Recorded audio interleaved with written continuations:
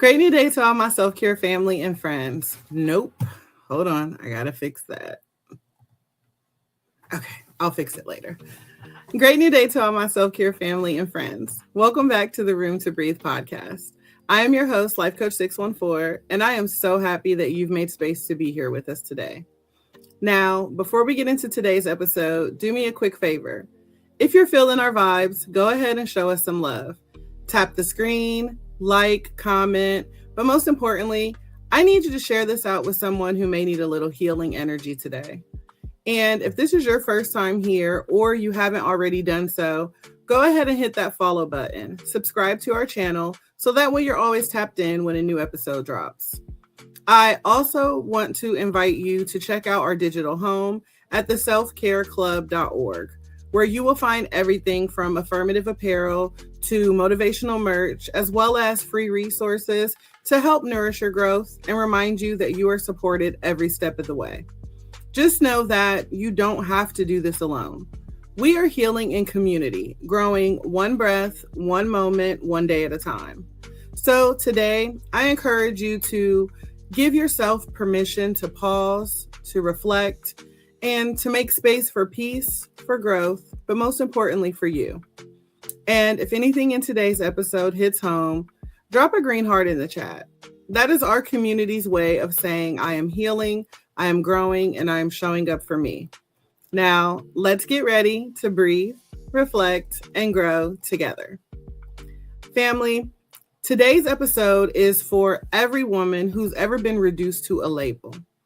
For every mother who's been judged by a chapter instead of honored by her courage. For every woman who's been counted as a statistic instead of seen as a story.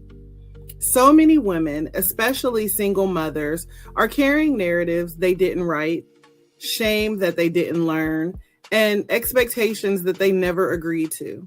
And yet they show up every single day, loving, providing, healing, and becoming, often in silence. And that's why I'm honored to welcome today's featured voice into the Room to Breathe. Chelsea Thomas is the founder of Healing Her Daily, the author of Own Your Truth, a book about how single mothers can break the chains of self-comparison and advocate for the life that they desire, as well as a powerful advocate for single mothers who are ready to move from surviving to thriving. Her work centers on the mindset, renewal, daily affirmations, financial empowerment, and helping women reclaim their voice, not just for themselves, but for generations after them. But beyond the titles, Chelsea is a woman who's lived this journey. She understands what it means to carry labels, to confront comparison, and to choose healing anyway. Her voice is grounded, and I believe that her message is real, and her heart for women is just undeniable. So, in order to dive into her story, let me bring her into the Room to Breathe. Family, help me welcome her in. Hey, girl, hey. Hey. How are you? I am well. How are you doing today? Good. It's a good day. Good Saturday. So absolutely. Absolutely. And before we jump into your story, one of the things that I always like to do here is to check in with your spirit. So I'm going to ask, how is your spirit doing today? Well, overall, it's doing really well. Like today, it started off kind of like rocky a little bit. Like I broke the shower head to my shower, and then I was running late to my daughter's championship game, and then just one thing after another. But it's okay. Like I just kept telling myself to breathe. It's gonna be what it's gonna be, and it's gonna land how it's gonna land. Just exactly. Get there. So. Absolutely. I mean, and sometimes we just really need that reminder to breathe, right? Something that's so simple that can just calm us and bring us back to center so we can do what we need to do, right? Absolutely. So that's one thing I have been focusing a lot on is just trying to pause in a moment, because life is going to happen. And some moments it can just be like, and you like, but just try to like, whew, all right, God, like, all right, it's me, you to fix it. So Exactly. spirit is good. Spirit is good. Absolutely. And that's what I love to hear. So let's just get into it. Let's talk about Chelsea before the titles, before the labels and all the expectations. Who were you becoming when single motherhood entered your life? And, how did that season begin to reshape your identity? Well, I believe my daughter came right on time. I believe if it wasn't for her, I don't believe I would have been the woman I am today. Post Chloe, because my daughter name's Chloe. Post Chloe, a lot of life was confusing, very just dark, a very dark place. Insecurities was like at an all-time low, unsure about a lot of stuff. All I knew was just I wanted to write books. I wanted to help people, go to college, graduate college, do all those things. But I was just kind of like lost and confused. When I got pregnant with Chloe, it's always been her and I. From the moment I found out that I was pregnant, it's been me and her. Like, it was just me, her, and God. And last 7 years, I would say it has been very transformative, because the woman I am today is not the woman I was 7 years ago. And the way I look at life now is not the way that I looked at life 7 years ago. Now it's kind of life is going to happen. And a lot of times it's out of your control, but you can't control you and your perception of it. So I really got focused. I started studying the mind. I'm like, okay, if I'm a single mom, this is my reality. How can I change my thought process through this journey? Because I remember when I told my father I was pregnant, I cried. And I'm like, Dad, I'm a statistic now. And he was like, well, you are a statistic, but what are you going to do with it? You can either change your story, or you can become everything that they said you were going to be. So I've literally been working on the mind and just turning what society says is the bad into good. So mental changing your perspective has really been transformative for me. Yeah, I know society tells a very narrow story about single mothers.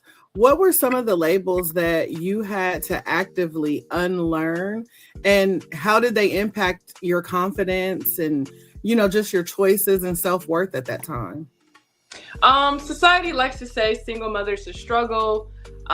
Society likes to say that we will never amount to anything. We don't deserve the love that we're asking for. A lot of us don't have our fathers in our lives. That will always be damaged good. I actually had an ex-boyfriend that told me, like, you're damaged goods. And that really stung really bad, because you could have never told me, hey, Chelsea, you're going to be a single mom. Like, it always was, I tried to do the right thing God was telling me to do, right? I was like, go to college, get married, have the kid. That's just not how it panned out for me. So it was really trying to overcome all of that. You're not worthy. You're damaged. Nobody's going to want you or your child. Give up marriage because it's just never going to happen for you. You're never going to be successful. And really just praying about it. I went to God about it, like, heavily, consistently. And I really just put goals out there and put one foot in front of the other. I got my first master's in marketing, and it still didn't feel real. My daughter was really little. She was like 1. I built a career in education. I'm a teacher. Hello, educators. And I just actually recently graduated with my MBA. So, and I'm starting these businesses, and I'm in a different headspace. And I feel like I am worthy of love. And yes, I come with my daughter, but society doesn't get to tell me that, oh, you have a daughter, so you don't get to grow. You don't get to learn from your mistakes. You can't have that. No, I can have everything that I deserve, and thus more, because 1, God says I can, and 2, who are you to tell me that I can't? And I feel like a lot of people be bitter. Like, they want single moms to struggle. They think, oh, because you have a kid, you can't. No, we're going to show you exactly what we can do. Like, you keep doubting us, and we're going to keep showing up. And that's just kind of been my thing. It's like, I have a daughter. So how can I be the best example for her? Like, I really don't want her looking up to nobody else. Like, I want her to be like, I want to be like my mama. So, and I also want to make the little girl in me proud. Like, little Chelsea. I could have never imagined. I've been a teacher for 6 years. All the stuff I've accomplished in education and just in my personal life, educational wise, like, I'm pretty proud of myself. Like, to really be, if I'm being honest, like, wow, you did that, and you've been parenting alone since the pregnancy stick turned positive. Like, you've been doing it, girl. So. Yeah.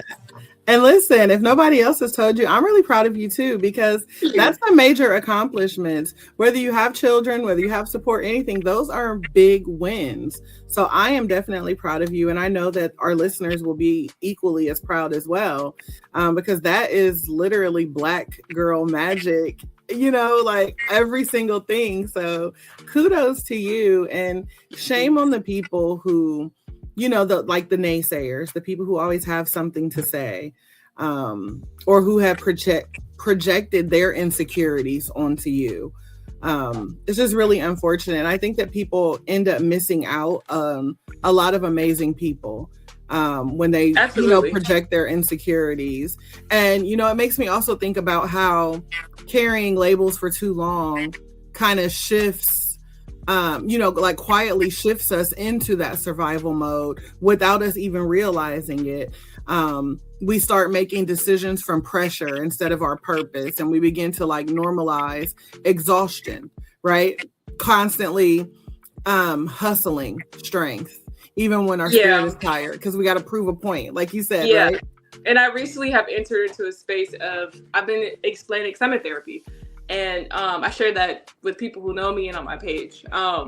I'm like, I'm in this space of meh. And she's like, what does that mean? I said, I really don't know. It's just this space of it's not, I can't say that I'm angry. I can't say that I'm sad. I'm just this is, I want peace. I don't want to have to constantly keep hustling. I don't want to have to constantly keep moving all the time, because that's what's expected of us. I cannot stand when they're like, you're a superhero. No, I'm not. Superheroes they don't break. I need rest. I need time to recuperate. I have boundaries. I have breaking points too. I'm not Clark Kent who just never breaks. I'm not a superhero. And just learning boundaries and really just speaking up for myself has been really helpful, because they all we don't have to survive. You really could thrive at being a single mom if you learn to put yourself first and create boundaries. That word was foreign to me. I'm like, what is a boundary? So I've been exploring that, and therapy, I'm like, oh, that's what a boundary is. And you can have it in work. Well, you need to have it in work, personal life, and even with your children, because your kids, they need boundaries too. Mommy time. Exactly. Yeah. And that's the thing. People don't realize when you are that strong one, and you're out here trying to, outlive these myths, or, these beliefs that people put on you. It's like you don't even realize that you start moving through life on autopilot, right? You're just trying to make it through, the day, instead of actually feeling supported and seen, and as a whole person. Like you said, I'm not a machine. I'm not a superhero.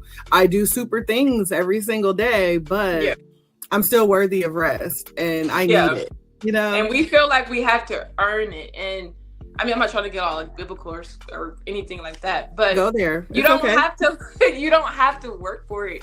Rest is yours. You don't have to accomplish all these things to get it. So it's really reprogramming our mind to it's okay to chill. I sit here and I'll watch TV or binge a show, but I used to feel guilty for that. Why? If that's what's restful for me, why do I have to fill my day with stuff to do, or fill my daughter with activities to do to prove that I'm a good mom? I'm a good mom. I'm not a perfect mom, but I show up. She knows I love her, and I do what I got to do for her. But I don't have to overextend myself, because my daughter needs me whole and happy, not deprived and miserable. And I'm like, get on my face.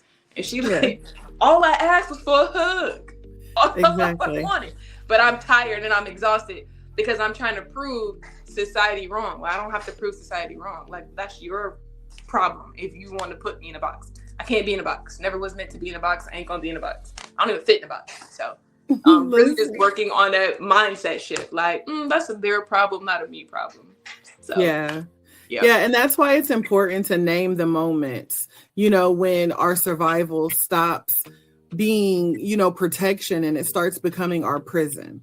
I think for years we have to survive. There's a point in all of our lives when we have to be in survival mode in order to live through some of the things that, women have to go through, right? But there becomes a point where that survival turns into your prison, because now this person isn't holding you captive based on, whatever the scenario is. Now you're holding yourself captive and you've become, a prisoner in your own, cell. And I think something that we don't talk about enough in society is that there is a difference between being strong and being stuck in survival mode. Yeah. And I know that you touched on it a little bit, but I'm going to ask anyway. Can you remember a moment where you finally recognized that you weren't in survival mode anymore, that you're starting to really truly step into your healing?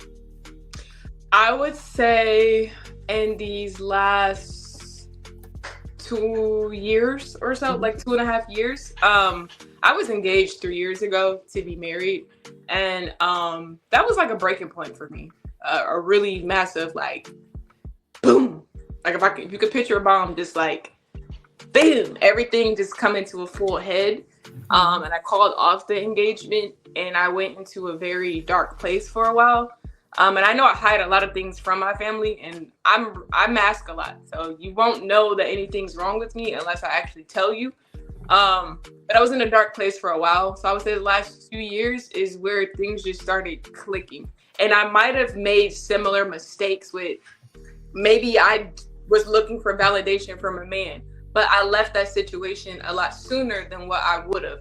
Or I was looking for validation from friends, but then I realized I don't need you guys' approval. Like, it really comes from God and myself and not you. So in the last 2 years, it started switching and I realized I'm in this space of like, meh. So like when I talk to people and I share with them, I'm like, you might do the same thing over and over and over again, but one day it starts to click and then you leave situations a lot quicker. And then you're able to identify your patterns and then you understand your why behind why you did it. And then you stop yourself before you do it because you're like, wait a minute, that seems familiar and that's not good for me. So it's a no for me. You start to learn to speak up for yourself because you're like, that's causing me stress. I know what life is when it's peaceful. I don't want that no more. So it's a no for me. Like you change and then you'll look back and you be like, God, is this peace? Because I don't know. Peace is pretty boring. Like it's not turning up. Like it's really finding peace in yourself. Like you don't have to be seen. I'm learning that I don't have to speak all the time. I don't have to jump in conversations so you can hear me. I don't have to overextend myself to prove anything. I'm like, if I want to do it, it's a yes. If I don't want to do it, it's a no. I want to I want to be available to my daughter, so she's a priority for me. And if there's anything around that that's going to pull me from that, I'm okay with saying, no thanks. Like, no, thank you. Yeah, I think that anytime our healing begins, and oftentimes I feel like it starts without us even knowing it. It's like God just drops a little bit of healing on you, and it's like, all right, now take it forward. Let me see what she's gonna do with it. Yeah. Right? Yep. and it's for me. I noticed, once healing began, a lot of the outside noise got quiet because my inner dialogue became louder than all the noise. And so what kind of self-talk did you have to confront and rewrite in order for you to truly start to step into that healing, as a single mother, and, to rewrite that narrative, within yourself? So through therapy, and I know people are weary of AI, but the combination of therapy and ChatGPT and prayer, it has been very transformative for me. Because I take what scripture says and what my therapist and I are working through, and I dive deeper with AI and I pull things out and then I sit with it. So now when conversations come up like, no, you're not good enough. And I'm like, why am I feeling that way? Like what is going on and making you feel like you're not good enough? Or, you get on TikTok and everybody's bashing the single mom right now. Everything's the single mom's fault. It's our fault that the world falling apart. It's our fault that everybody's shooting up everything. It's our fault that the world is blue. I don't know. Like it's always our fault. So it's like, it's easy to get consumed in that. But then it's like, now it's like a checkpoint in my spirit. Like, why are you consuming this? How is this making you better? you have to be careful with what you're putting into you, because those are seeds, Chelsea. Do you want to keep being sad all the time, or do you want to further feel at peace? And I'm like, you're right. I don't want to feel this sadness, or got to get in these comments and going to defending us single moms. Like, you don't know what you're talking about. Like, that's energy that doesn't need to be put out. So I block it. So I can, through therapy and actually facing myself in the mirror, the voices are louder, and it's like checkpoints in myself. Like, I hear the questions now. Versus before, I just reacted. Like, I reacted, then the questions will come later. Like, now, you shouldn't have did that. And it's like, you right, I'm wrong, you right. And now I got to go back and apologize, or go sit with my head covered and blocked because I done made an idiot of myself. Yeah. Listen, I definitely understand what you mean as far as, you have to watch what you digest or what you put into your body, because it's definitely much bigger than just the food. I used to love reality TV. Like, if there was a desperate something or a Real Housewife of something, like, I used to be all in it. Love the drama. But then I started noticing that mess would get on me, and then it would play out in my relationships, and my partner would just be like, what was happening? Like, what did I do? You know what I mean? And I'm like you talking about what Samantha did on there. I ain't even in that situation. Like, that is her husband. I'm not, like, so I literally had to started really like censoring the things that I was watching, the spaces that I was sitting in, especially when 2020 happened and, the world shut down. We all turned to social media, and then it was just more toxic mess because everybody started streaming, and I'm like, what am I doing? And why am I sitting here? And I don't even like it. Like, you know what I mean? Yeah. I could just imagine like having a plate of food that I don't like in front of me. You just picking through it just because. Yeah. So and then it's like every few minutes you take a bite and you're like, why did I do that? Because I don't like it. You know what I mean? So yeah. And I think single mom, mothers need to, especially single moms, we need to be careful with the language and what we're consuming, because it's already a lot on our plate, especially when you're doing it by yourself and the person's father is not in the picture. You have to be careful with what you're consuming, because your plate is already full. Well, think about like Thanksgiving food, and it was already full, and you try to add some more macaroni, but not a plate, like them little flimsy plastic plates, and then the plate start like bending a little bit, and then you keep trying to add stuff, and then the plate just fall over. That's literally us. Like, you have to be very cautious with what you are accepting and what language you're speaking, because your words have power. And I realize a lot of single moms want love. Like, that is the biggest topic. And then more money. Love and more money. Like, can I have a man and can I have more money? Like, two things. And I'm like, you gotta watch the words you speak, because you speak curses on yourself. If you're speaking what people tell you or society tell you, I'm damaged goods, I'm unworthy of love, I'll never have this, and then you're listening to the music and you're following the movies, that's exactly what's showing up in your life. But when you change it to match God's language, and you listen to like your music, I've been playing your music repeat.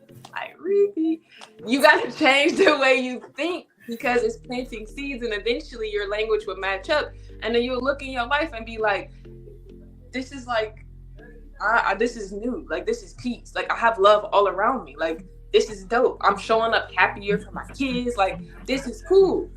You can get the love you want, but it doesn't come before you're ready for it. And a lot of us are trying to rush it. You can have the money that you want. However, you have to practice discipline with what you have first. And a lot of us want to get to the end, but you got to go through this before you can get to the end. So I'm like, change your language, change your mind. Absolutely. Yeah. And I think the thing that we also have to understand is that, that inner healing doesn't stay internal, right? It shows up in how we love, how we lead, how we parent. And, I honestly believe healing while parenting is like a dual journey. because you're working on you and you're bettering you're setting boundaries, and then things also have to shift for how you're showing up as a parent. Like you said, you have to set boundaries to say, no, baby, mommy's doing this for her right now, so you have to go play, or this is my time, things like that, but have to do so in a way that teaches them about boundaries, but also doesn't make them feel that they're not loved or that they're not wanted, right? So how has your personal healing journey shifted the way you show up as a mother and, the emotional environment that you're creating for your daughter? To know Chloe is to love Chloe. And literally, and it's not saying that because it's my kid, is what's been told to me. She's very outspoken, very outgoing. I feel like I wasn't that outgoing as a kid. She the complete opposite of me. Because I remember when I was pregnant and I told my family, and I started therapy at that point. I'm like, I don't want to pass on my crap to my daughter. And at the time, I'm like, I don't want to have the same relationship that I have with my mom with my daughter. And that's a whole nother topic, but me and my mother, like, we're like this, and my daughter healed that relationship, and that I teach her to communicate. I'm like, if something's bothering you, say that respectfully, of course, because you don't want to just be rude with it. She's 7 and we working on delivery. But she has the space to tell me if I'm doing something she doesn't like. I asked her, I said, well, because she was like, you're mean. And I'm like, well, what does that even mean? I was like, how am I mean? And I was like, what does that mean? And she's like, because you're doing this, that, and that. And I was like, well, why am I doing blah, blah, blah? And it gives us a chance to have a dialogue. One time she said that she felt that I cared more about my phone than I cared about her. And I'm like, well, that's not true. She said, but I feel that way because you're always on your phone. And I'm like, I made me think like, dang, I kind of really am always on my phone. So even now I'll show her and I'm like, babe, I'm creating content. I'm posting content. But she doesn't care about that at 7. What she cares about is, are you paying attention to me? I need your attention. So I started this Pizza Fridays things. Even if it's an hour, 30 minutes, we're going to go have pizza on Fridays. We're going to watch a movie or whatever. She had me watching Elf on the Shelf and then some superhero movie. I can't stand musicals, y'all, but I had to sit through. Yeah. I was sitting there like, and then K-pop, bop, whatever it's called. I watched that movie so many times. I'm tired of it. It's catchy, but I realized I have to be intentional with her, but I have to check myself. So she does communicate and she will check me respectfully. She'll be like, well, you didn't have to say it like that. And then I'll think like, you're right. I'm sorry. Mommy didn't say that.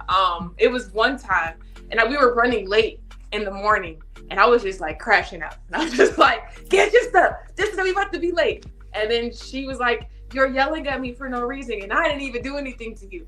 And then I tried to apologize right there. And I was like, you accept my apology? She's like, no. And I was like, fair enough. Okay, right. When you're ready. So we're driving, dropping her off. And she's like, I accept your apology, mommy. I forgive you. I said, well, are you sure? Because you ain't got to rush it. I said, it doesn't mean, I said, it wasn't right that I took my frustrations out on you. We were late because of me. Like, you didn't do anything wrong. So if you don't want to forgive me or accept my apology right now, you really could say no. Like, it's okay. And then she sat there and she was like, no, I forgive you. Like, I forgive you, mommy. And I'm like, so to see that she's comfortable with being honest and not like hiding her, she speaks up for herself in school. Like her teachers, everybody's like, she's very vocal. Like, you're doing a good job. I said, yeah, she's going to tell you what bothers her, what she don't like, what you're doing wrong. If y'all say these are the rules, Chloe's going to hold you accountable to every rule that you guys have. So, but that took work. That took me being honest with myself. Like, you want to raise a little girl, one day a young woman, to use her voice. Like, your voice is very powerful. I don't want you sitting in a corner being quiet while people mistreat you. Like, no, speak up. If you don't like it, say that. If you do something wrong, apologize. So seeing her actually do that, it's like, wow, God, I guess I'm not a screw up after all. No, not at all. And I think that is what the beauty of healing out loud is. I know early on, I started off as, I would say a solo mom because my son is adopted. And so I had custody of him when I was single. And so obviously, theoretically I was a single mom. And so I can remember when I would be, going through issues, adult issues or whatever, be it relationship, job, whatever it was, I would try to work on things quietly. And I remember one day I went through a really bad breakup and I was sitting in the car and we had just pulled up at home and like the floodgates open. And my son's sitting in the back seat, all innocent. And he's just like, what's wrong? And it like all came out, and I was just like, oh, me and so just broke up. And he's like, why didn't you tell me? Now, this kid is like, he had to be about 5 at the time. Okay. He's like, well, why didn't you tell me? And so I look in the rearview mirror and I'm thinking to myself, what are you going to like? What were you going to do? But, in that moment, I realized that kid has been the man of our house because it was just me and him, And so I'm like, he's been the man of our house. And so he really wore that, when my dad, he called him Yaya. When Yaya told him, you have to look out for your mom and you have to protect your mom, he wore that, as a badge of honor. And so when I didn't tell him, I hurt his feelings because he's like, well, why didn't you tell me? And he's like, it's okay, Mom. It's still me and you, and things like that. And so I realized in that moment that I have to begin to heal out loud. And I have to, I'm not saying that we dump all our adult stuff on our children because obviously there are things that are just on a need to know basis. Right. But as parents, we have to stop trying to hide adulthood because I think that's why our kids grow up and they're shell shocked when they hit the real world because they're like, why didn't you tell me all this was going on? Yeah. Yep. And they're like, you're perfect. Like, why would I come tell you about my shortcomings? Yep. Exactly. So I think that healing out loud is so important. And we're not perfect parents. We're present parents. And when you do mess up, it is important to come back and say, hey, that behavior earlier was not becoming of me. I shouldn't have done that. And it's very hard and it is very humbling to come back, especially if you kind of really showed your behind in front of your kids. And then you like, so I shouldn't have said that. Like, my bad. I shouldn't have did all that. I'm going to stay in the corner. The corner I put you in, I'm going to go. Yeah, exactly. Because I think it's also important to, I talk about it in my book, knowing your children's love language. We learn our spouse's love language. We're very intentional with, trying to make them happy, learning them and being what they want us to be. We need to put the same effort into our children. And I talk a lot about, it's a chapter in the book called, your child's love language. And if you don't, you should spend time with that. Because I believe you should love people the way that they want to be loved, not the way that you want to love them. And that goes to your children. Yes, you are responsible for them. Yes, they come from you, but they're still tiny people with their own feelings and their own everything. So you have to spend time with them to figure them out and love them the way that they need you to be loved. Because maybe you have a really independent child and you up there hovering and you're making them anxious. Like you're messing up their whole nervous system because you hovering. They like, I got it. And you like creating this unnecessary conflict. So I know I have an independent child and I know my kid likes to do this. So I need to learn my kid so I show up for my child the way that they need it. So, and your kid changes. Like Chloe's 7, but I'm learning that same 2-year-old is totally different from 2 to 7. And I'm like, now at 7, she requires me to be way more present than what she did when she was 1. Like, geez, LP. So now she needs more emotional support from me than just being a caretaker. Like, baby stage is easy. Like, I'll do that again. It's when they get older, you like, woo, you challenging me to heal me so I can be there for you. Like, this is a lot. So I talk a lot about that in like a chapter in my book, Know Your Kids' Love Language, because it's important. Yeah, I wish I would have honestly had that knowledge 15 years ago, because I definitely made that mistake of not really, knowing that.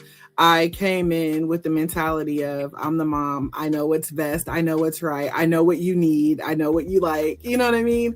And it's very easy to do when they're little because we are responsible for, every single thing that they have. And then when they get to walking and talking, it's like they start taking over and they're like, no, because I don't really like that. And I don't want to do that, and it took, I think my son was probably a preteen before it finally clicked to me that, he's been saying all along what he likes, what he doesn't like, what he wants, what he doesn't want. And I was that micromanaging mom thinking that that is what you needed. And so I finally, at this point, fast forward, I'm married now. So me and my husband were like, trying to micromanage. And one day we were just like, fine, we'll take our hands off. You said that, we're doing too much. Okay, fine, we'll do less, and we were saying it out of frustration, not because we had learned the lesson. Like, I'm just going to be honest. We had reached a breaking point and we were just like, I'm going to take my hands off of this. And it was the start of the school year. And I was like, fine, you do it yourself. Like, whatever. And he started excelling. And I was like, hold on, wait a minute. Like, so I had to sit with that. And I believe in therapy. I had to talk to my therapist about it. And she pointed out exactly what you just said. And I was just like, where were y'all all these years when I was doing the most? Yeah. Because you want to protect them and we think we're doing the right thing. But all those baby books that you get, and you're a first time parent and you be like looking at all the magazines, going to everything about what you should do, don't.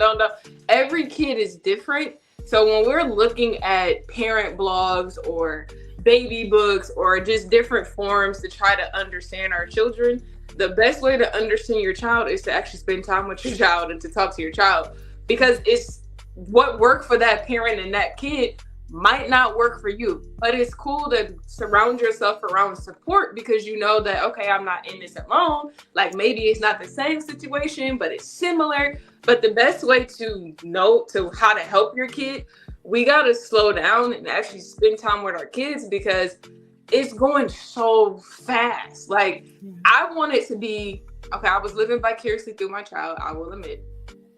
I love dance and I love cheer. Like, that's what I did as a kid. So when I had a daughter, I was so happy. I'm like, I'm about to be a cheer mom. I'm about to be a dance mom. Man, sis said something totally different. She did dance, and the last year she decided to walk away from it. I could tell she was not into it. She was more into gymnastics than dance. And I for sure was about to push her to do it. I said, no, we about to stick to dance. But then I had to realize, why make her do something that she doesn't want to do? Like, she really likes gymnastics, so let her do gymnastics. So I said, you know what? All right, we done. I said, you're going to finish the season, but you don't have to do it next season. And then this school year, she said she wanted to do cheer. So I was happy. I'm like, I'm about to be a cheer mom. Sis decided to do basketball. I was like, huh? She's like, I want to do basketball. And I said, are you sure you don't want to do cheer? You want to? She said, no, I don't want to do cheer. I want to do basketball. So I said, fine. So I'm a basketball mom. Yeah. I was like, cool.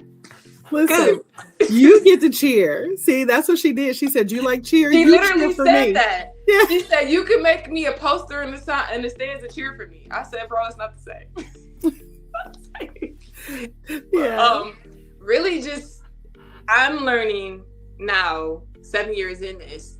I've been looking at being single totally different. And I've been studying Paul, in the Bible, and how he breaks down the blessings of being single and the blessings of marriage. Like, both are blessed seasons or time periods in your life. So it's like society wants the single mom to feel like dirty and shame around her singleness. Like, you need a man, you need a relationship. No, you don't. You're still, I am whole, independent of those things. And I really, like, again, after I called off my engagement and when it blew up, I started realizing when you're in a relationship, it's no longer just about you, your kid. It becomes about you, your kid, them, and if they have kids. You're split in so many different directions that you really have to be intentional about every single thing to show up for how people need you to be. So it's like, well, while I am single, I only got to spend my time with me and my daughter. So I'm gonna value this space, because when that time comes, it's no longer just her and I. Like, I'm gonna have to actually say, hey, Chloe, we're gonna have mommy daughter dates, because I'm also married now, and maybe you have a stepbrother and sibling, so we have to have family time. So while it's just her and I can give her all of me. Like, girl, it's all about you, because one day it ain't gonna be all about you. Yeah. So I've been changing my mindset around singleness for sure. Yeah. Yeah. And I think that that's a great realization that yes, we all desire companionship and love, but it doesn't have to look like what society tells us it has to look like. And again, as long as you're honoring yourself, you're taking the time to pour into your cup, that will tell you what you need more of. So for some people, I get it. Some people do need that companionship, and that is what they desire. And hey, you know what? Right, sis, that's good for you. I like that for you. But I think that society needs to do a better job at trying to make single parents feel like they have to have the other in order to be successful. Yeah. Because that creates that whole comparison trap that we get into, and I think that is something that a lot of women carry so quietly and secretly, because we're constantly, we open up social media, we see it on, every single thing that we watch, and then we start comparing ourselves to the next person. Oh, I would be a lot better if I was here, or if I was in this relationship, or if I just do this, and we discredit all the work that we are actually doing. And Yep. I think that comparison hits single mothers especially hard. What would you say to, maybe a woman listening right now who feels constantly behind, overlooked, or less than because her life doesn't look like someone else's? Well, I would say I've been there, and I get it. It's tough to, when you're looking left, right, front of you, sometimes behind you, and you're feeling like, man, like, I just can't keep up with everybody. But that's the one mistake you're doing. Stop looking at everybody else and really lock in with yourself, because people only show you their highlights. Like, you do not know what nobody else is going through, especially with social media. The whole time I could be saying I'm rich, but I could be living in a box. Like, you have no idea what anybody's going through. And I talk to a lot of married people. I come from a blended household. My parents were married, and they divorced, and then they both got remarried. I mean, I'm very close with both of my parents. Like, my parents are my best friends. Like, we locked in.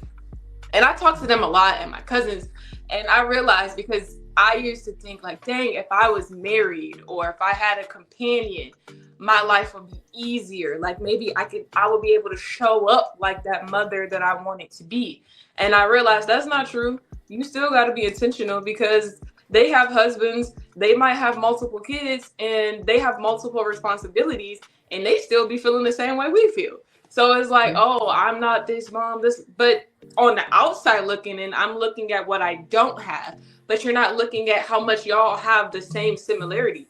They're saying the same thing that we're saying. And the truth of the matter is, you have to be intentional about what you want in your life. Stop looking at everybody to the left of you, the right of you, in front of you. Like, what type of mother do you want to be? How can you be that? Strive to be 1% better every single day, and be intentional with your kids.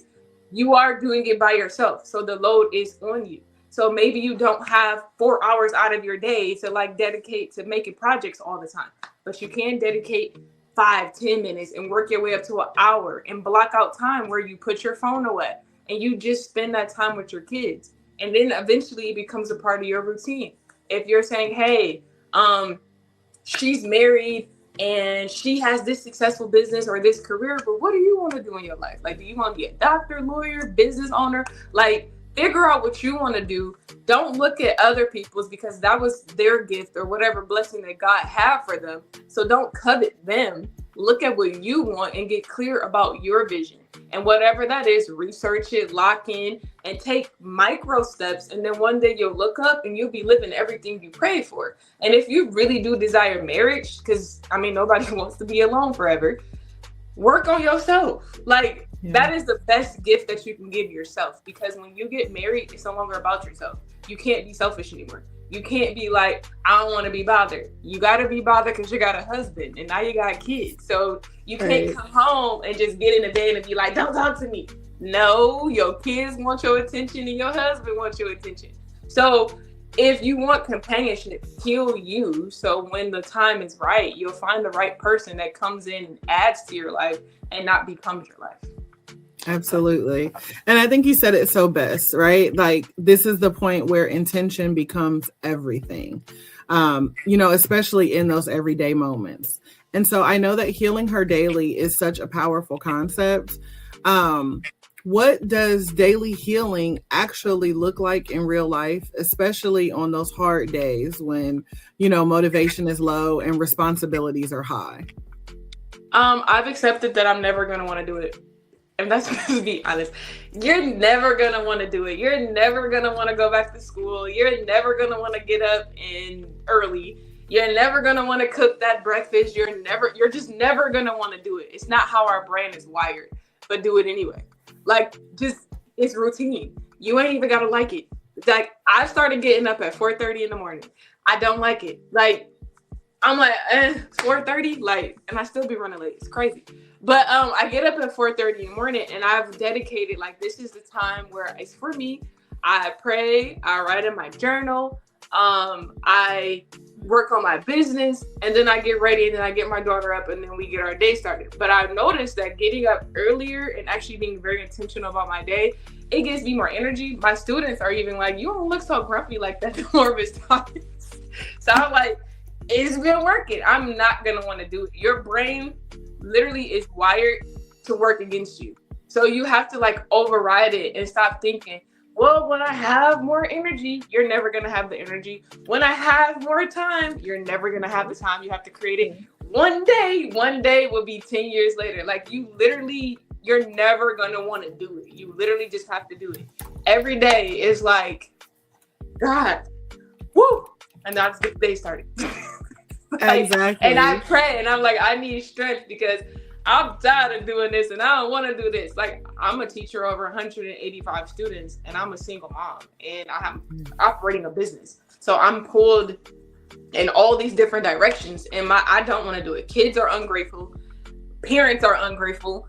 Administration has their issues. And then I had to come home and the kid, mommy this, mommy that, mommy. And it's a lot of noise. And some days I'm like, I don't want to do it. But guess what? I got to do it. Because if I don't do it, nobody's coming to do it. So I have to do it. Even if I had a partner, I'm not going to want to spend time with him all the time. I ain't going to want to talk to him all the time, hear his problems, and then deal with the noise in my head. But guess what? Now I'm in a relationship and that's pretty selfish. So I got to put on my real face and be like, yeah, babe, let me go ahead and listen. So my thing is, you're never going to want to do it. It's never the right time. You just have to do it anyway. Yeah, absolutely. And, that makes me think, I don't know if you've ever read or heard about Mel Robbins, and she talks a lot about 5, 4, 3, 2, 1. Oh, yeah. I read that book. I love that book. Yeah. and I loved how she took something so simple as a rocket launch, right? To catapult or push herself out of bed. And, she just started saying like, okay, 5, 4, 3, 2, 1, boom, let me get up and do these dishes. You know what I mean? Like things like that. And so again, it's so funny to me how something so simple and so elementary, if we just take the time and go back to it and, keep it simple, right? And then we consistently do it, because I think that's where a lot of us fail, is that we do it one time and we expect a miracle. And we're like, oh God, it never works that way. It never works that way. But that doesn't stop us from trying it one time and then quitting. Yeah. Right. And so, our healing has to be done consistently. You can't just say, oh, I'm healed. I went to therapy one time, I'm healed. No, it has to be something that becomes consistent. But with that consistency, I know that a lot of times desire can start to resurface, and sometimes guilt then follows. And so many women carry the guilt for wanting more. How did you learn how to advocate for the life that you desired without feeling selfish or ashamed? I've learned that healing is not linear. It's messy. And some days you might feel like I'm on top of the world. And then other days you might feel like, man, I thought I was like I thought I was much further from this, but clearly I still need to work on this. Healing is lifelong until you're dead, honestly, and you have to be okay. Sometimes when you meet different people or different situations arise, it might, I don't like the word trigger, but it might resurface something that you thought was healed and it's really not, because we have to realize from when we were kids to in our 30s and 40s and 50s, it's like gardening. You have those weeds you got to like pull out, and they're tough. Like some of those weeds, you know, you got to put your foot down, pull it out of there. Yeah. It's the same with healing. Like you're pulling and then you like, all right, I'm good. No, you're not. You got to go back and pull some more. You like, all right, I'm good. No. Pull. And then eventually when you get the weed out, then you have to go ahead and plant the seed. And then when the seed is planted, you know how long it takes for flowers and stuff to really bloom? Like then you got to water it, and then it blossoms, and then it goes back down, and then it blossoms again. That's a whole process, and that's what healing is. Like I know for a fact, like I have always been ambitious since I was a kid. Like it's just something I guess was embedded in me. I've always dreamed big. I'm destined for greatness. Like, and I don't care how long it takes me. I don't care how messy it is. I'm going to face the demons on the inside and the mess on the inside, because one day I know I'll reach the destination. But recently, I want peace. Like, I don't want to climb up no corporate America hierarchy ladder. And even with my businesses, like I show up because I genuinely want to help other women, like be free yourself. But I'm like, God, I want to invest my money, because real talk, if I want to sit down for like 6 months, like I want to be able to sit down for 6 months. I don't want this hustle and bustle. True peace for me is spending time with your family, creating memories with your kids, and just doing what you want to do, which I don't want to go work every day. So it's like, I'm working towards freedom. Like, what does my freedom look like? And the last year, summer, or this year, I took off from teaching. I've never taken off in 6 years. I took this summer off. It introduced me to a whole nother life. I said, oh, this is what I could actually breathe. Yeah. And not stress and get paid for this. Like, So it's really like, whatever it is, and I know all of our visions are different, right? Whatever your vision is, lock in with it. Like lock in with it and take micro steps, and know that your healing is not linear. It's going to be messy. And every time you elevate, there's something else that you need to heal to go further and further. But learn to be content and stop being so hard on yourself. Like, we human. You only doing this one time. Like one time you might come back as a tree. I don't know, but you're doing it one time. So stop being so hard on yourself. Stop trying to be perfect. Perfection doesn't exist. Like, I don't know why we think we need to be perfect. Kids don't want you to be perfect, because you can't relate to perfect people. You relate to the messy people. You relate to the people who've been through, like, dang, you've been through that. If you got through that, I could get through this. So embrace the mess, because the mess is really where growth is happening. Absolutely. I like that. Embrace the mess. Ooh. Yes. Yeah, I'm a big believer that there's always a message hidden in the mess. You just got to sort through it. And when I say a message, your blessing could be in that message. And if you don't take the time to sort through it, you miss out on it. But you said something that honestly made me think. One of the biggest areas where guilt and fear and worth collide is with money, right? And so money, the mindset and worth are very deeply connected to us. And so what role did healing your relationship with money and provision play in breaking free from that survival narrative?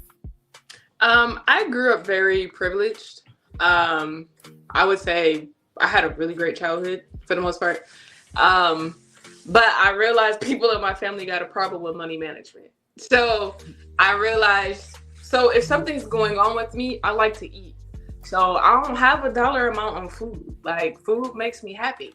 And I realized I had a very bad money management issue.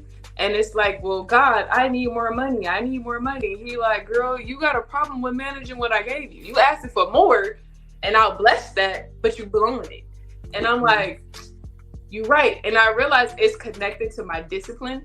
So God has shown me I lack discipline, and that shows up in how I manage my money. That shows up in the type of men that I date. That shows up in my health routine with working out. You lack discipline in all these areas, which is why you're not reaching your goals. They are all connected. So I need you to lock in and tighten up. So I did a money challenge, and I'm like, I want to see if I just focus and be very intentional. Can I make $1,000 in this amount of time? And I did. And I was like, okay, I actually did it. And each day for like 60 days, I set aside a certain amount of money every single day. And then when it got to the finish line, I was like, so if I'm really intentional about my money and actually being disciplined, I could actually save money. I could actually make smarter financial choices. Like, So it's really, you tell money what to do. Your money doesn't tell you what to do. So when you have to tell your money where to go. So if you're like, I want to save up for a house. Well, okay, $5 go a long way. Put $5 aside. How do you generate more income? Maybe one income is not enough because we're in the middle of a recession, although they haven't called it. Generate more money. You have to make more money to save money.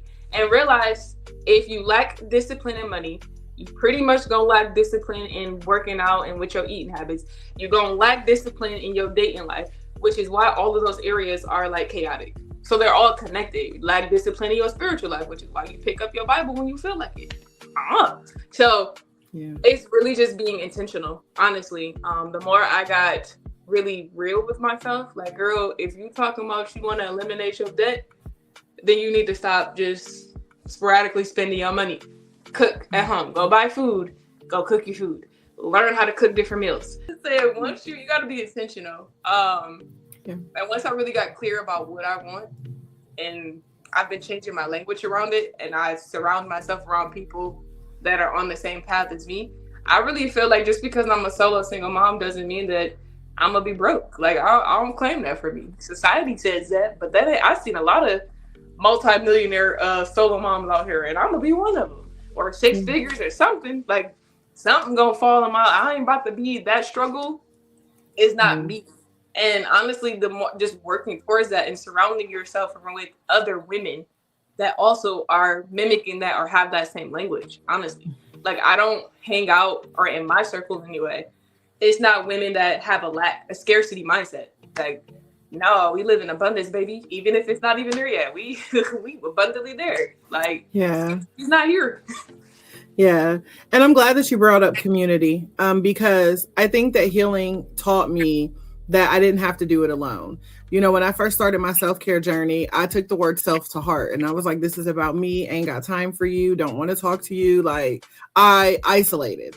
And again, part of my learning to heal out loud taught me that you need community. But I know that not every woman has her village yet. So how would you recommend, or what would you say to single moms to maybe, I guess, get them to understand how they can begin to build supportive communities, when they start to feel isolated or unsupported? Church groups are a good one, but be wary. Any group that you join, really just go with it guarded and allow time to allow your guard to come down. You just never know people's intention, but don't think the worst of people. Just don't go in there eager is the best way. Groups on social media is really good. Single mom groups, but again, be leery of the ones you're joining, because some of them are consumed with negativity, and you don't want that. You really want to be surrounded around other women that are not allowing their life to consume them. Like, okay, yeah, I'm raising my child by myself, but that doesn't mean that I have to struggle. That doesn't mean that I don't deserve love. That doesn't mean that I'm going to be poor and my kids are going to be damaged. You don't want to be around those women or who are men crazy. I need a man, who are neglecting their children. You want women who are speaking positive language, who are pouring into other women. If you need prayer, if you need somebody to vent to, if you need anything, you have those women like, hey, like, can't give you the resources, or I can give you the resources. I can connect you with other people. So you want women who genuinely have good energy and who genuinely care. So you can find those groups on Facebook, Instagram. You can Google, sometimes they're meeting up in person. You can join the Healing Her community daily. My community, Room to Breathe community, things like that. Just pray about it. I'm big on prayer. So again, I've learned through life that you can't just be open. God tells us to guard our heart. So go in there with knowing kind of an idea of who you are and what you don't want of. So if you're like, I'm tired of being surrounded around chaos and negativity, if off rip, you don't want to be a part of any of those communities. So yeah. Absolutely. Yeah. And it's really important. You have to be self-aware when you step into that environment. Otherwise, you will internalize every single thing that they project. You will go in there and start trauma bonding with people, and trauma bonding is real. That doesn't happen just in relationships. That happens in friendships too. Absolutely. I got booted from a mom group, and when I was okay with it because I was trying to speak positivity in there, and I'm like, why were y'all? And they didn't like it, and I'm like, cool, because I wasn't trying to be in this group anyway. So, yeah, it's like I can see your little miserable circle, and I don't like it. Yeah, like you already have that whole plate analogy. So much on your plate. You do not need other people to come and add their crap to your plate because it will break. And everything is already on your shoulders. So you need a community of women that is gonna uplift you, that you could be inspired by. Like my accountability partner, I love her and I'm inspired by her. Like she's a single mom. She got 4 kids. But man, like she is brilliant. And I'm like, when she be on it, I'll be on. I said, girl, like you be keeping me like locked in. Like I'm motivated by being around her and other women. I'm motivated by their stories and by them like, girl, like I know it's hard, Chelsea, but you got this and we praying for you and we gonna hold you up. Like you need those women because it is lonely trying to raise a child by yourself. Like it can get dark, it can be heavy, and you do need people that are positive and understand where you've been. Like you need them. It's a sisterhood. You need it.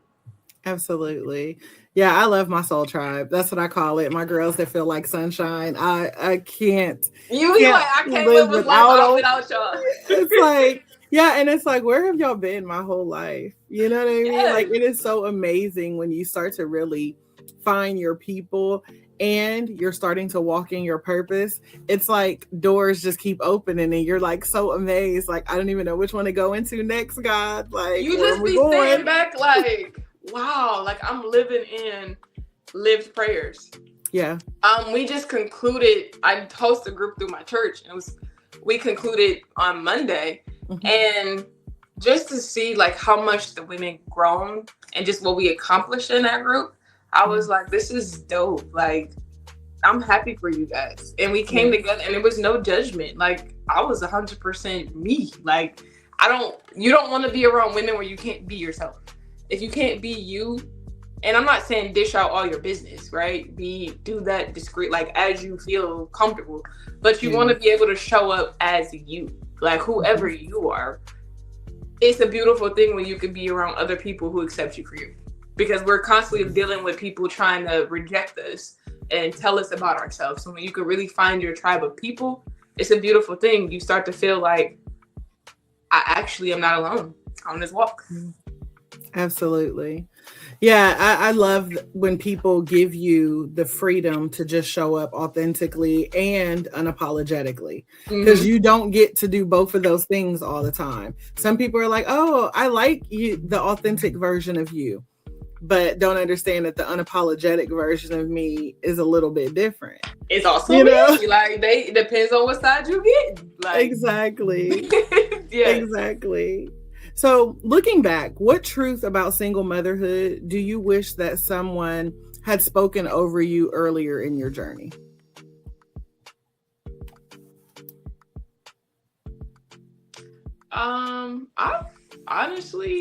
I was just telling my mom when they told me, because my parents are pretty blunt and honest, and my father told me, he's like, if you're gonna do this, it's gonna be hard. And my mom, she like, it's gonna be hard, because my mother was a single mother. She's like, it's gonna be hard, Chelsea, but we here, we love you, and we got you. But it was a cousin, and she said that when you have become a mother and your baby is here, your life is gonna go around the baby. You have to fit the baby into your life. I not looking at that was a lie. Okay, you the baby don't go around your life. Your life is around your child. They are first priority, obviously, until they get 18 and they want to do their other things. But your child is your first priority. Figure out how to create a life where you always can keep them first, honestly. And it's not taking you away from your kids, because then you're dealing with guilt, even more guilt than what you already have. And knowing that there is no rule book to parenting. Like, even if you had a partner, they still don't know. Like, even the books don't know. They talking about only a small proportion of kids, and probably a particular child at that. Like, there is no rule book to any of it. And you just got to show up, even if that's 1%, show up the best 1% that you can in that 24-hour period, and just try. Apologize to your kids when you're wrong. Show up the best way you can and just try. Like, really, what type of life do you want? Like, go after that full force. And eventually you will be living in all your prayers, and then pray bigger. Exactly. Get ready for the blessings to flow in, right? They just come pouring and you'll be crying, like, and snot nose, tear crying, all that. Like, honestly, tune out everybody else who keep trying to tell you what you can't do, what you won't mount up to. How it is hard. Being a mother is hard. Doing it by yourself, it is hard. I don't know how else to tell you. I ain't gonna sugarcoat it. It's hard. It's not easy. It ain't gonna never get easy. I think it gets difficult when they become adults. It's hard, but you can do it. You can thrive at it. You can have peace in it. Your kids can prosper through it, but you have to make up in your mind, are you in or you out? What type of life do you want? And are you going to put in the work to make that a reality? And surround yourself around like-minded people. Absolutely. Absolutely. I always say nothing is impossible because the word itself says I'm possible. So at this point in life, nothing to me is impossible because God said, I'm possible. I can do it. Let me show you. Sit back, right? Like, hold this drink. Let me show you how to do it. Exactly. My sentiments, exactly. And know that God already knew this was going to be your path. And even as you're healing, it's messy and it's okay. Messy forward is what I can say. Go forward in the mess. And like you stated, there's growth in that and there's a lesson in that. You just have to be still enough to learn it. And open enough to receive it. Absolutely. Now, I know your book, Own Your Truth, was born from your lived experiences. What message did you want? Oh, there we go. There it is up on the screen. What message did you most want single mothers to receive when you were writing this book? And how does this book support women in breaking free from comparison and reclaim their own voice? I'm giving women the blueprint step by step on how they can go from surviving to thriving as solo single moms. Meaning we deal a lot with the mind and the conversations that you have about yourself. So changing the language and how you view yourself, changing the perspective of that parent not being there or that parent not being consistent. I want you to know that whatever you desire, whatever it is, you can have the financial freedom. Your kids are not damaged goods. They do have a plan in the future. You have a plan in the future. Whatever it is you want to achieve, the love, the money, the parenting, my book literally teaches you step by step on how to achieve that by locking in and getting very clear. I always say battles are first won and lost in the mind before they're ever fought out in real life. And that is true. So get the book. Do the steps, lock into the community, and let's start renewing your mind so you can unlock all that God has for you. Because struggle is not your story. That's not the end. That might be a chapter, but that's not the final chapter. Absolutely. And I love that. And I think that is so needed for people to just really realize that, again, it's just a chapter. It's not the entire story. Before we close, for the women listening who felt seen by your story today and they want to stay connected, can you share where they can reach out to your community, where they can find you and how they can support your work? Connect with me on Instagram and TikTok, Healing Her Daily. It's all one word on TikTok and Instagram. Please go to my website, www.healingherdaily.com. Lock into the newsletter. But lock in, lots of things coming for 2026 for sure. So website, social media is the best way to stay connected with me. Absolutely. And family, don't worry. As always, we have the information scrolling on the screen, but I will include all of the links in the description. So you will have no excuse not to connect with our sis here. Chelsea, I want to thank you so much for showing up with truth and tenderness and power. Thank you for showing up today and just really reminding women that healing can happen daily, even in the middle of your responsibility, your fatigue, and just real life happening. Thank you for having me. This was definitely an honor. I'm gonna keep telling you every time I get a chance, I love your music. I love what you're doing. And I definitely look forward to working with you in the future in your community. So absolutely. You part of the family now. What they say, you invited to all the cookouts now. Okay, sis? So yeah, we locked in. Don't worry. I got you. Now. Don't tell me. I'll have a good time.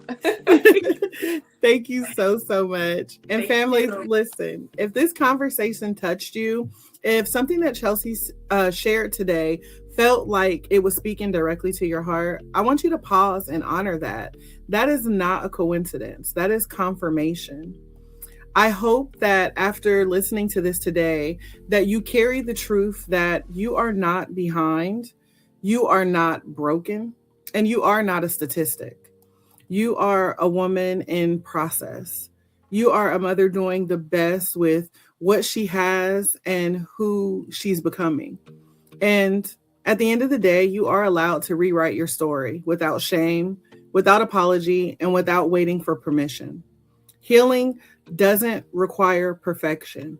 It only requires honesty and intention. And sometimes it just requires you deciding that the labels stop here.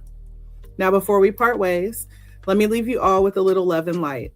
As always, I encourage you to keep breathing through the highs, the lows, and every moment in between. I want you to keep choosing peace, even if it feels out of reach.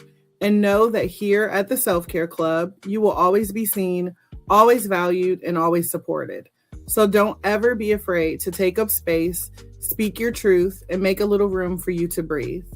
I love each and every one of you to life, and I am praying that your day is not just amazing, but aligned, intentional, and yes, on purpose, filled with purpose. This has been another Room to Breathe podcast, and I look forward to connecting with you all again soon. Thank you.